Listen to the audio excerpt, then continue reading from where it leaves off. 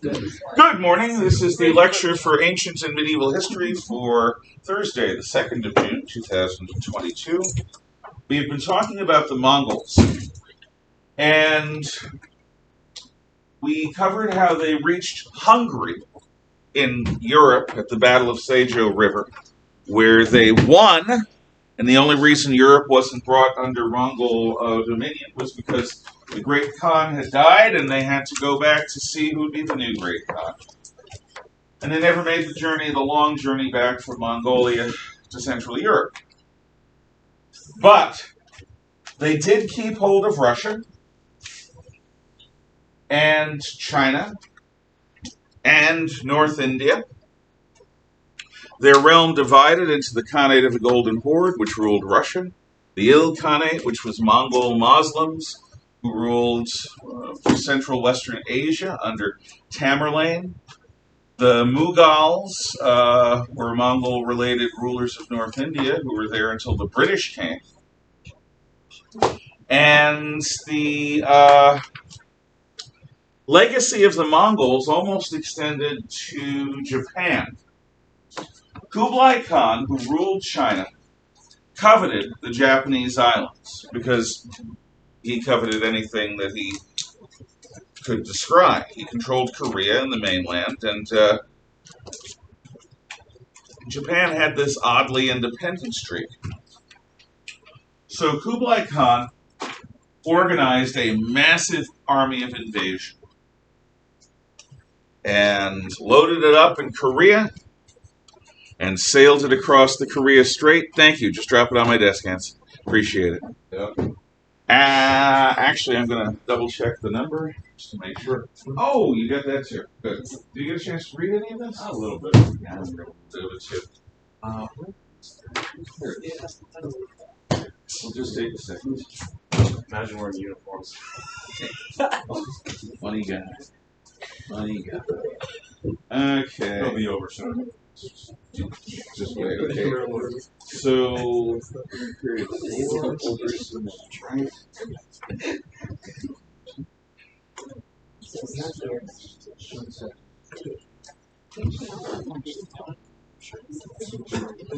Well, I don't understand. yeah, that's the one. Yeah, all right. Thanks, Nancy. Take it easy. Take care.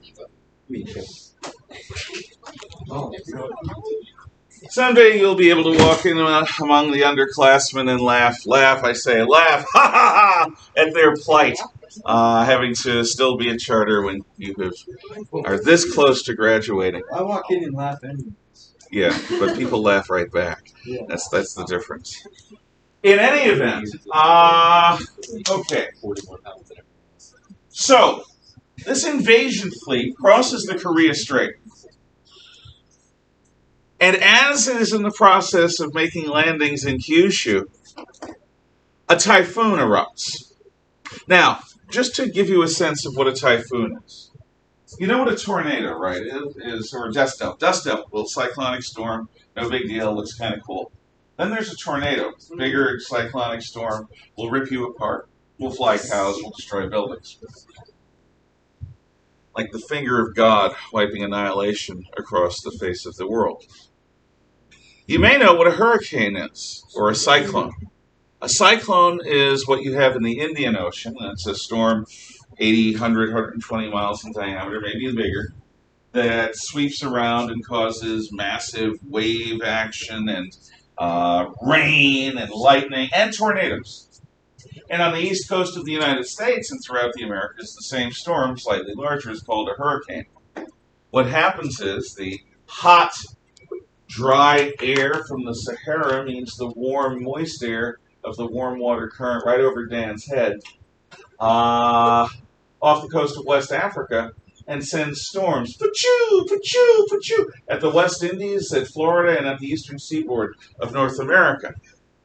And I've been through many of them because I used to live on the eastern seaboard of North America, in New York, in Connecticut, and in Maine. And the thing about a hurricane is, imagine the sky moving over your head. You can see the clouds. In 5 or 10 minutes, Clouds go from horizon to horizon across the sky. And then, you've got wind and you've got tornadoes around, you got lightning, you've got rain, roofs get ripped off, trees get knocked down. And then everything's quiet, dead quiet. Because you're in the eye of the storm, the center of the cyclonic gyre. And then it suddenly launches up again and it passes. Hopefully you and your loved ones and your property are all still intact and around. But these are nothing compared to typhoons. The Indian Ocean spawns cyclones. They're medium to large storms. The Atlantic Ocean spawns hurricanes. They're large storms. But the Pacific Ocean, it spawns super massive califragic, humongous storms. I mean, storms that I cannot describe in words because they're just so bleeping big. Supercalifragilistic. That it is. But I was trying to make it even bigger than that. Yeah. And I ran out of synonyms for biggins.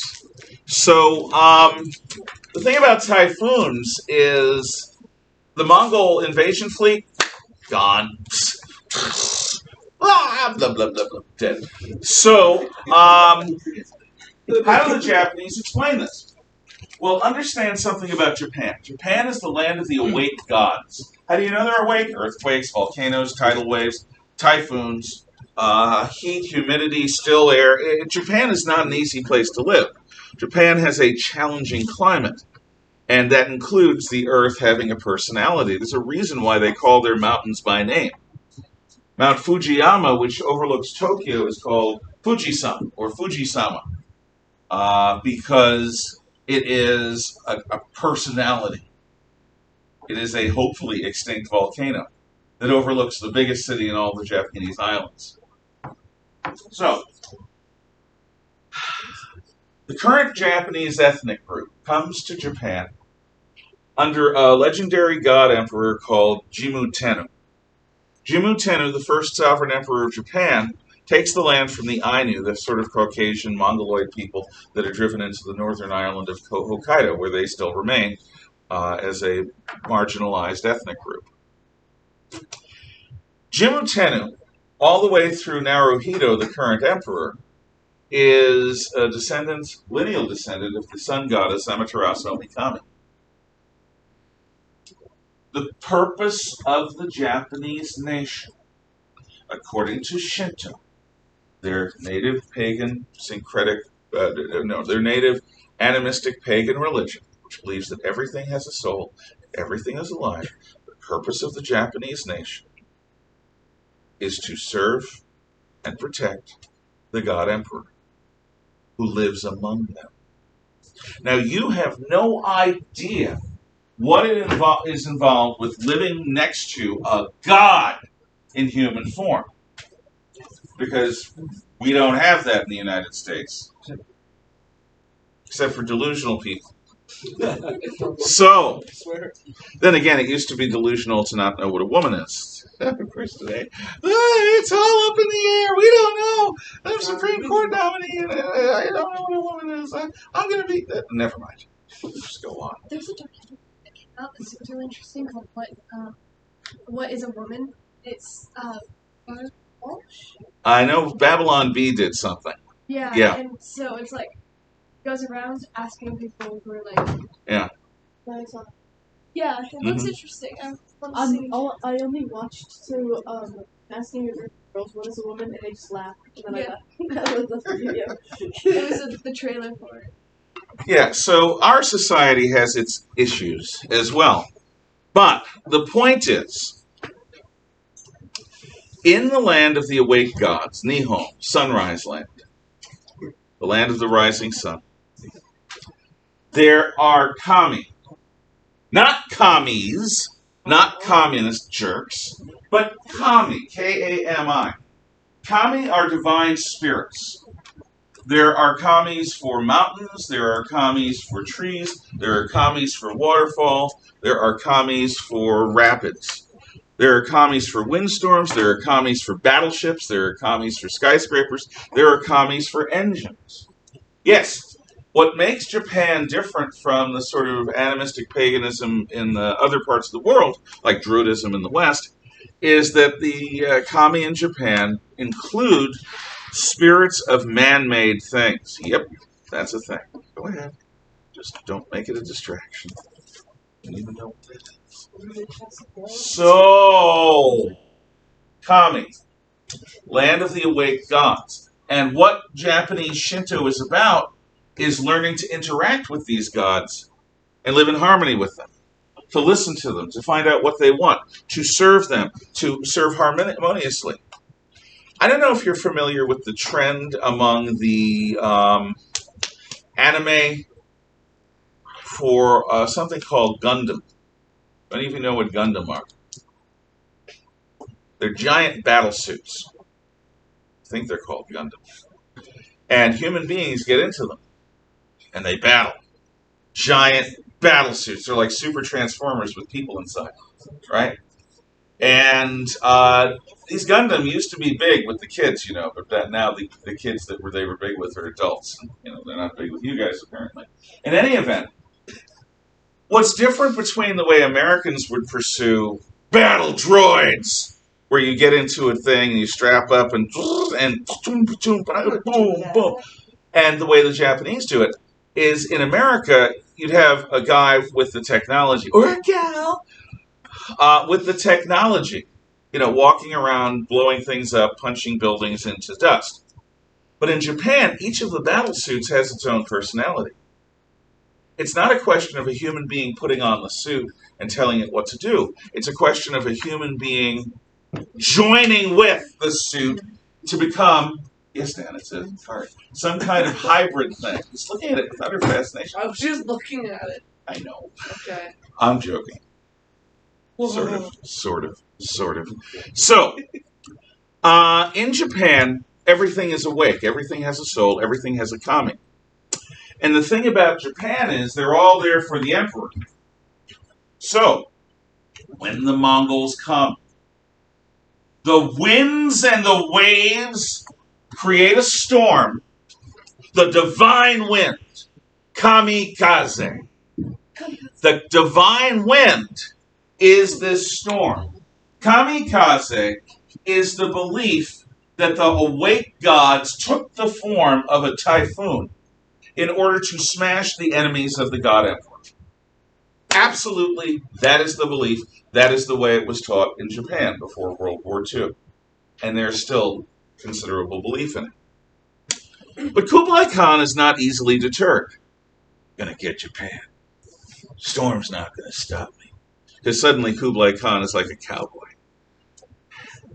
wearing Chinese silks in a Chinese pleasure palace. Yeah. So he's going to build another fleet, a bigger fleet, get a bigger army, load it up, send it across the Tsushima Strait, the Korea Strait, to land in Japan, which happens a few years later. And as they're landing, they land some of their troops, and they start battling samurai, and it's really cool, make a great movie. And then another typhoon, another kamikaze, destroys the second and greater army of Kublai Khan's Mongol Empire trying to take over Japan. At this point, he says, I'm done. I can't fight nature. I don't want to. Nature will win. He's not Caligula. Kublai Khan is not Caligula, waging war with Neptune the way Caligula did. We'll get some t-shirts. Hmm? We get some t-shirts. Exactly. He doesn't do that. He just says that. I've got Korea. I'll eat the kimchi. That'll be it. Still, largest empire, land empire in human history. So let's look at it. Get behind Dan. Don't worry about it. It's gonna beat me like my mom. Like a red-headed stepchild. Okay. So here's the Pacific shoreline. And that's the eastern border of the Mongol Empire. It includes Manchuria, eastern Siberia, Korea, the Yilan Peninsula, the Shantung Peninsula, China, includes parts of Vietnam, and then it goes west, north of Thailand, north of Burma, to the Himalayas, and then North India and Pakistan, and Iran, and Iraq, and Eastern Turkey, and the Caucasus Republic like Georgia and Azerbaijan, and Russia and the Ukraine, and Belarus and parts of Poland and the Baltic states. So basically, from central Poland all the way to the Pacific, you got this giant Mongol Empire. And even when it divides up into the Golden Horde and Kublai Khan's China and so forth, it is still harmonious with one another largely. And this actually kills so many ridiculous numbers of people. But it does bring a form of peace. And for one of the only times in human history, I don't exaggerate when I say this, it is possible to be under Mongol law and walk across Asia. Normally something that you can only do if you're part of the Silk Road caravans. So, Niccolo Polo and his family are in Venice, and they want to go east and see what opportunities are there. So Niccolo takes his family, including young Marco. They leave Venice, and they get on the Silk Road. And under Mongol protection, they cross Asia without being killed, without being enslaved, without being ransomed. They destroy. No, they do the opposite. They are not destroyed, which most people would be. And they arrive in Kitai, which is what they interpret as the land of China under Kublai Khan. Now, Kublai Khan is an epileptic. He has fits, seizures. Marco Polo is good at calming those seizures. So Marco Polo becomes a personal friend of Kublai Khan, and he becomes part of the imperial court. Marco Polo is there for at least one of the invasions of Japan. He doesn't go. He's in the palace when the news comes. They're there for, I think, between 15 and 20 years. And as many of the Polos are old and have died, Marco is left to go back to Venice and make the report. And so, again, under the protection of the Great Khan and with wealth from the storied East, Marco Polo and the rest of his troop cross back across Asia by land. And they arrive back in Venice, and Marco writes a book. And Marco Polo's book is going to inspire all sorts of interest in Asia. Because this is really the first time. I mean, there were Romans that went to China in Marcus Antoninus' time in the 2nd century. But it wasn't a big deal that we know of. But Marco Polo's book excites interest. Kitai, Cathay, the land of silks and porcelain, the land of exotic spices, the land of printing, all sorts of things. How do we get there? Because the Mongol Empire eventually does disintegrate, and the ability to cross Asia by land, again, goes away unless you're part of this long-established, generational, established trade route, the Silk Road. So Marco Polo's book, which would not have been possible without the Mongol conquests, is going to be one of those beguiling things, teasing and titillating Europeans. What would it be like to go to China? Could we go to China? Could we go to China by sea? Could we go to China by sea and cut out the Arabs? Could we trade for silks and spices in the lands of silks and spices? It would be so cool if we could. So it's like European science fiction in the late Middle Ages. What would it be like? And it's inspired by the true story of Marco Polo. Now, what are the consequences of Mongol rule? One of them, as I said, is there's this temporary law and order that dominates Asia and allows people like the Polos to cross. A lot of people get killed in the process of the conquests, though.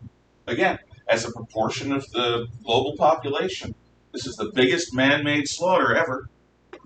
I mean, not in terms of raw numbers. The raw numbers, Mao Zedong kills everyone, kills more people than anyone. Stalin kills second most. Hitler kills the third most. Yeah, Hitler's only number 3. in the catalog of just sheer mass murder.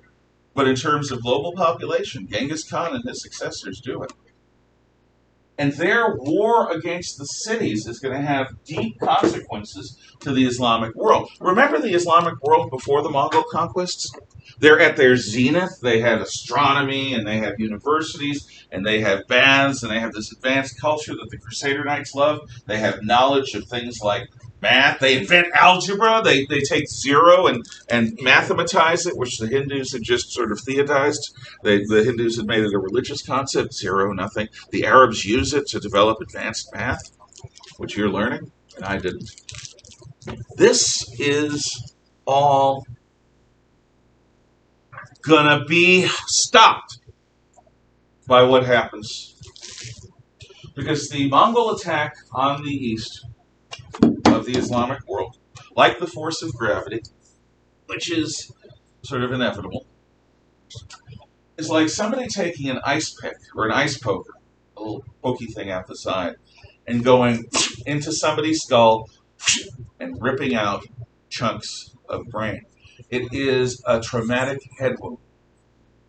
Because the cities of Pakistan, of India, of Iran, and of Iraq, as well as the cities of Central Asia, of the empire of the Khwarezm Shah, are either destroyed outright or they are damaged to such an extent that a little dark age occurs. The knowledge that the Arabs had at their zenith is lost. Or put into such risk that instead of the Arabs continuing to advance their intellectual life, what the Arabs begin to do is just grapple it and hold on to it desperately, almost like European monks inside monasteries, copying books that they begin to understand less and less and less. The Islamic world from the 12 and 1300s through today has still not recovered from the Mongol invasions. Before the Mongol invasions, the Islamic world was intellectually vibrant. It was the kind of place you would go for a good conversation, to read a good book, to go to a university and attend a bunch of lectures. The Islamic world was where you could learn stuff that they didn't have in your homeland. Concepts, ideas, whole branches of knowledge. Because they were creative, see?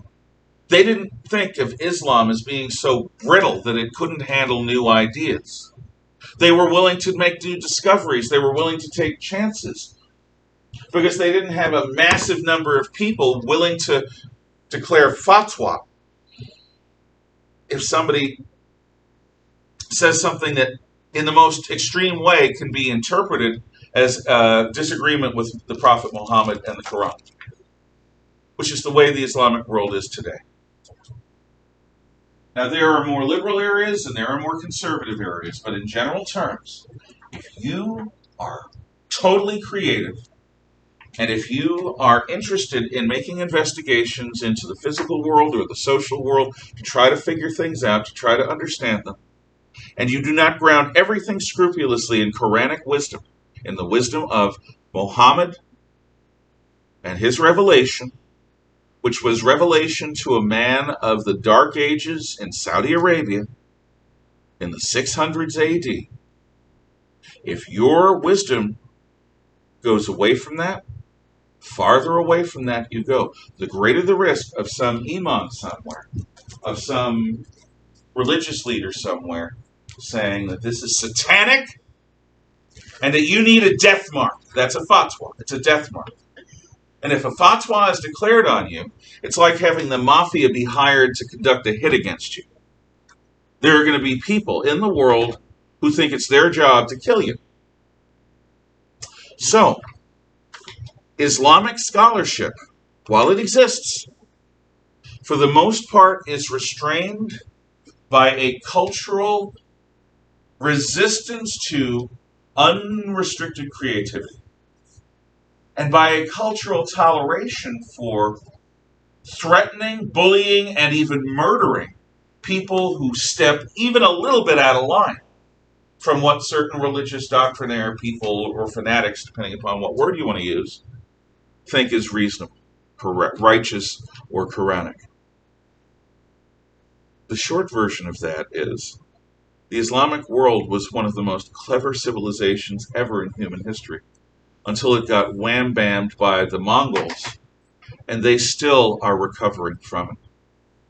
To this day, the brightest people in the Islamic world tend to go to Oxford University in England or Harvard University in the United States or other Western schools because,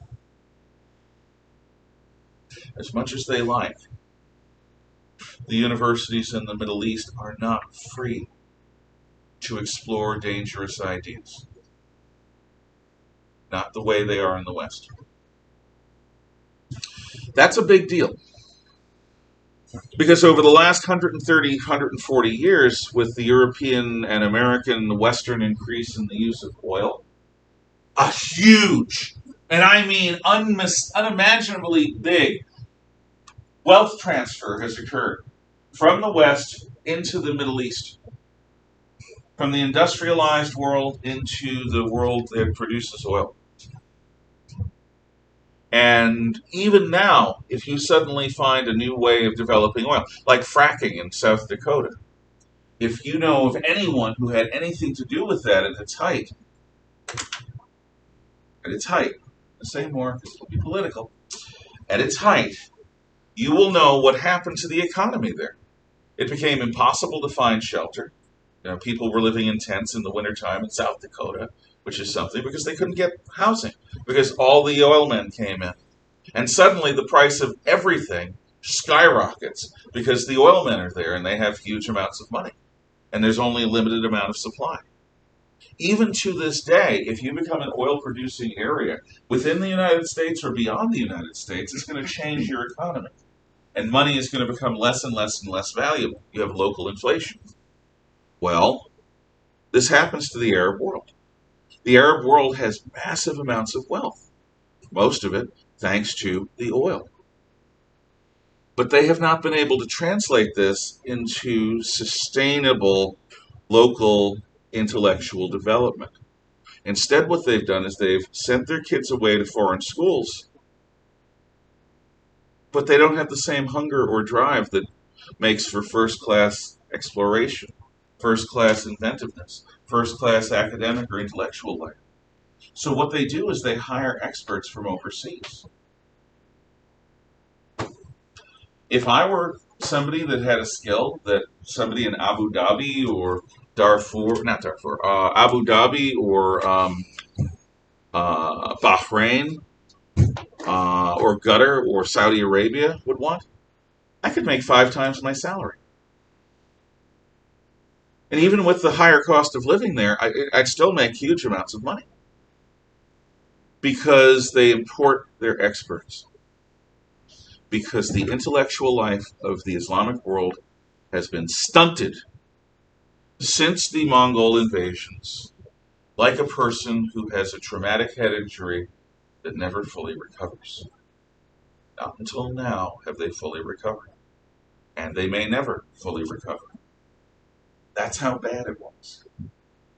So that's the Middle East. And no, this is not Islamophobia, and it's not a bunch of anti-Arab stuff, not at all. I'm fascinated by Islam and by the Arab world. I wouldn't have studied it if I didn't have an interest. And there are many noble things about it. But their intellectual life has been second or third rate since the Mongol invasions, and it is kept at this low level by the fanatics and the fundamentalists among them who have leave to kill people who step out of line. They're tolerated. Now the Mongol conquest of Russia. The Mongols hold what would be called European Russia, the heart of the Russian nation, for over 200 years. In some ways, in some areas, closer to 300. What does this do to the Russians? Well, the Russians had only briefly been part of European civilization. The Vikings had come to Russia, and the Kievan Rus were established. These are the people that built cities like Kiev and cities in South Russia, what is today called the Ukraine. Now, the Kievan Rus took on Eastern Orthodox Christianity, And they had legends like the witch Baba Yaga, and we've talked a little about that. And then the Mongols come in and they take over. Now, whether you like Christians or not, whether you are a Christian or not, whether you think Christians are all hypocrites or not, or are wonderful people or not, understand, and I've tried to demonstrate this through the course of this course, the effects of Christianity on our civilization are the increased value of women, the increased value of children, the increased value of non-wealthy men, the increased value of everyone. The development of the concept of inalienable human rights is based in this Christian idea that each person is a child of God possessed of an immortal soul. And the heart of Christianity is the life of Jesus Christ and his lesson and his example. And the life of Jesus Christ is not the life of a murder hobo. He does not wander around killing people he doesn't like. The life of Jesus Christ is the life of a person who has compassion for people in trouble, in need. He takes a personal interest and tries to heal them or teach them or intervene for them or make miracles for them or whatever. So what that has done to us is while we have retained elements of being a warrior people, at times that becomes more emphasized, we in the West don't think it's okay, acceptable, or normal to have a ruler decide, you know what, 10,000 people in a particular area offended me, so I'm going to stick them on poles, impale them, like Vlad the Impaler did in eastern Romania. No, that isn't okay. It isn't okay to just mass murder people. It isn't okay to treat people like animals. It isn't okay to treat people like natural resources and exploit them. The Christian influence on Western civilization is to make us more gentle, more accepting, more open. The assumption that people in the woke world have that it's normal to be treated with equality is a Christian notion that pagans from the ancient world would have absolutely disagreed with. In the Greek stories, the people who matter are heroes. Men who are strong, women who are beautiful, people who do amazing things. They will have a variant of immortality because their stories will continue to be told. They are the ones the gods are interested in. But if you're not one of these heroic people, at the best, you're a bit player, you're a background character, you're an extra in a movie. You don't matter. Christianity doesn't think that way. So in Russia, you have a brief Christian period, which is going to persist. But then you have 200 to 300 years of Mongol rule. And what is at the heart of Mongol society? Force. Raw, naked force. The ability to kill. The ability to rule by terror. The ability and willingness to rip into people for the slightest reason, or for no reason at all, to sow terror among the people that you control. There is no restraint. There is no Christian restraint. There is no sense that people have value. Mongols have the right to choose who they serve because Mongols are warriors of the people. Warriors of enemy nations that are conquered, they have no rights. They're lucky to be left alive as slaves. Women, if they're Mongols, have certain rights, but only those rights they can negotiate with their men, like Borta and Temujin when they were young. She charmed him. Consequently, she became his love. But this notion that people should be treated with dignity, that people should have rights, that people should be possessed of dignity, that's all from the Judeo-Christian tradition as well as the traditions of Greece and Rome. You don't have a society that respects human rights that doesn't include those things. Russia is different from Europe. It's half in Europe and half out. like a child of two different backgrounds. On the one hand, Russia tries to be Western and Christian, but on the other hand, Russia's not. Russia still respect. Look, Joe Stalin, second greatest mass murderer in human history, his largest number of victims are Russians. Stalin kills more Russians than he kills anyone else. And to this day, there are people who are loyal to Putin because he reminds them a little bit of Stalin. He's like Stalin light. The Russians want strong leaders. And strong leaders are brutal, murderous, terrifying. One of the greatest Russian leaders is Ivan the Terrible, Ivan Grozny, because he is reminiscent of the Mongols. Stalin is reminiscent of the Mongols. So the Mongol influence on Russia is to introduce a strain of cruelty into them. Not cruelty they're ashamed of, cruelty they admire, cruelty that they crave. It's weird. From a Western standpoint, it's like you have an entire nation of people that wants to be bullied by their leader. And it's true. There is a strain in Russian culture that absolutely responds well to a leader that treats his own people like dirt. Because that leader is strong and he doesn't need their liking. He has their obedience. Because if they're not obedient, he'll crush them underfoot like snakes or bugs. He is strong. Now, why would strength be so important to Russia? Let's look at the geography of Russia. Russia's in the middle of a big field. To the east, there's the Ural Mountains, not really much of a border, easily passed through. To the west, there's the Pripyat swamps, and there's Europe. Beyond the Urals, there's Siberia and Asia. To the south, there's Ukraine and the Black Sea. To the north, there's the Arctic and the taiga forest. It's a big field. So how do we know where Russia is? Russia is wherever the armies say it is. Russia is wherever the borders are at the end of the last war. That's Russia.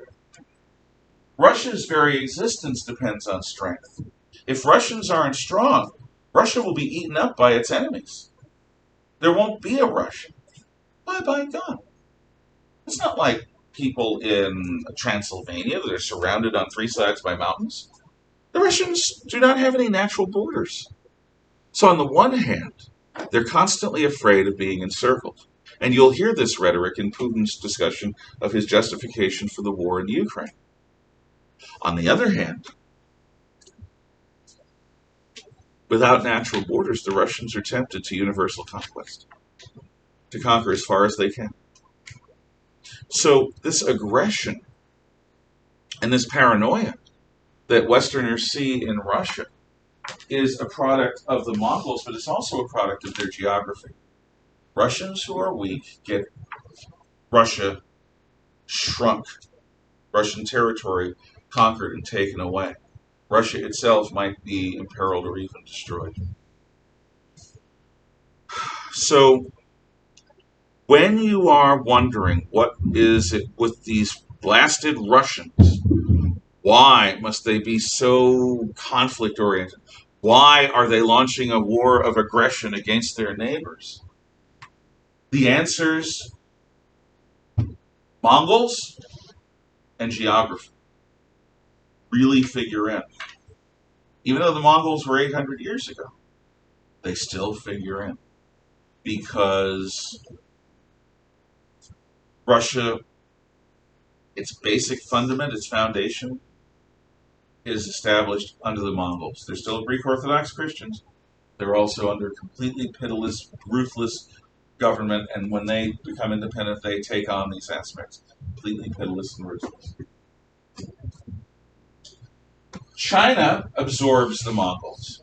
In the long run, the Mongols either become Chinese or they become under China's influence. And today, Mongolia, for the last 100 years, has been sort of independent, but under Russian rule, or independent under Chinese rule. It basically is an area that the Russians and Chinese trade off, and it looks independent on the map, but it really is under influence. In terms of Europe, Europe's lucky. Because if the Mongols had actually conquered Eastern and Central Europe, Russia and its barbaric side, its violent side, its cruel side, would have moved westward. And genuinely Christian Western civilization, Judeo-Christian Western civilization, with the values of human life, that would be gone from that area or reduced. Any questions on the Mongols' thoughts or whatever before we move on? Okay, yes. So the Mongols are kind of like, they come in, they seem just as like a conquering. Their effects are lasting to today. But they what? The effects last to today with like Islam, Yes. China. Yes. Yeah. The Mongols have a long-term effect on some areas more than others. China absorbs the Mongols, so the long-term consequences of the Mongols aren't very great. Japan has its idea reinforced that the gods will protect their land. And that's going to have devastating consequences in 1944-45 at the end of World War II. We actually have on two separate occasions, kamikaze almost destroy the Pacific Fleet of the United States. But they don't, because modern technology, still a bunch of people are lost. Why? Because, unfortunately, our Admiral Halsey, who's a wonderful admiral, made mistakes and sailed our massive Pacific Fleet twice, once in 44, once in 45, into the hearts of typhoons.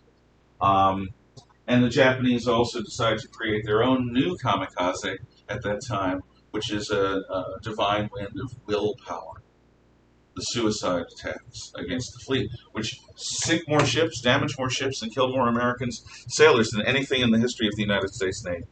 The kamikaze attacks, by far, are the most devastating thing we've ever faced at sea. So this legacy in Japan is important. In Russia, it's important in the Islamic world, and yes, even in Europe, in the sense of the fear of another Hun invasion. The memory of Attila and the memory of the Mongols is a similar memory of being swamped by this Eastern army, this horde, which later becomes something in the history of racism called a fear of the Yellow Peril. The Yellow Peril is a fear of the massive numbers of people in Asia that was current 100, 130 years ago, that had Americans and people in Europe very concerned that the Asian countries with their population, if they learned European ways and European technology, could overwhelm us. And now we face China today. But that's not Yellow Peril, that's just current events. Okay, we're shifting back to Europe, to France. The 100 Years' War actually lasts 120, 130 years. But there are peace treaties within that 100 years, so you end up with roughly about 100 years of fighting. Now, what the 100 Years' War is about, I'll just call it the war, but it's really a bunch of wars, is who will rule France? Will the English rule France?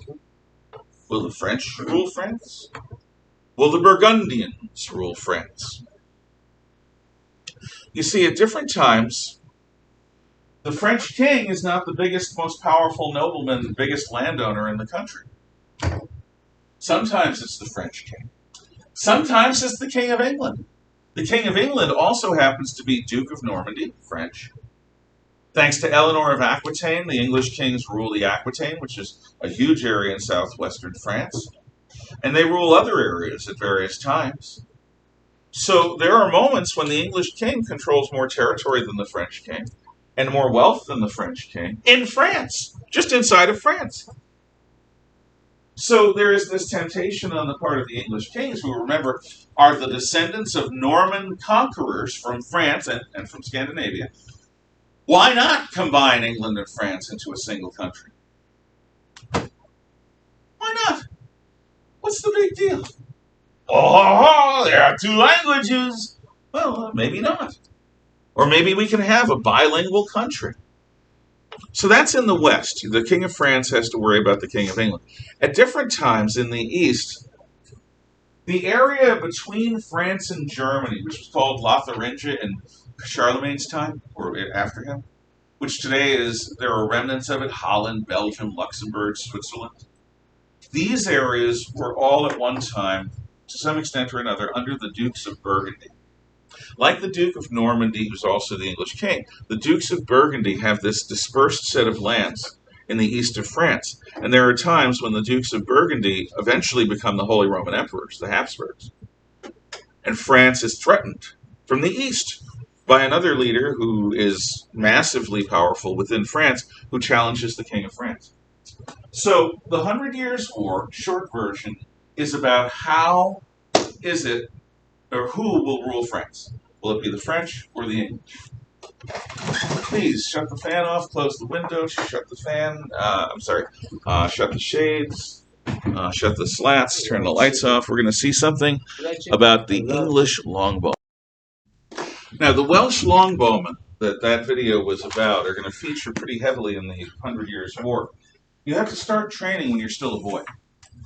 You have to train a minimum, I think, of an hour or two a day, every day, maybe except Sabbath or feast days. It affected your physical development. When we exhume skeletons of people, we can tell who's a longbowman because they have fused bones in their wrists that are from the constant drawing and pulling action. Longbowmen are also called Yeoman, which is a rank that still exists in the Navy. We'll talk more tomorrow. God willing, have a great day.